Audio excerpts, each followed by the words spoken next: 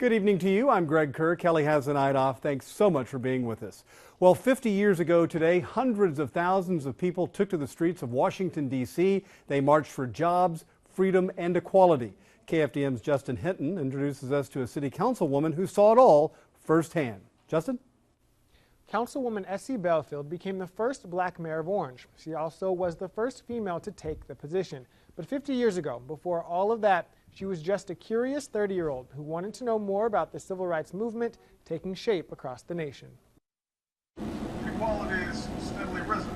Essie Bellfield has a front row seat to the 50th anniversary of the March on Washington and Martin Luther King Jr.'s famous I Have a Dream speech. This nation will rise up and live out the true meaning of its creed.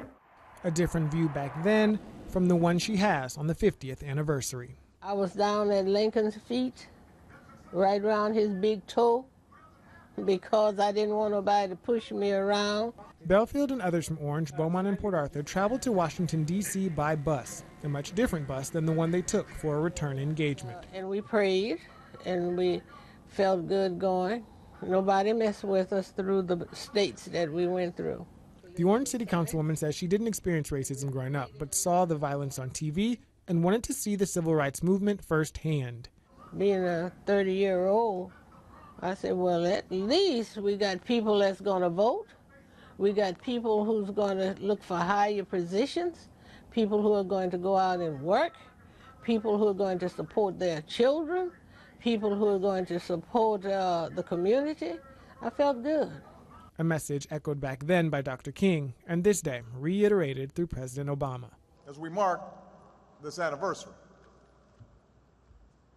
we must remind ourselves that the measure of progress for those who marched 50 years ago was not merely how many blacks could join the ranks of millionaires. It was whether this country would admit all people who are willing to work hard, regardless of race, into the ranks of a middle-class life.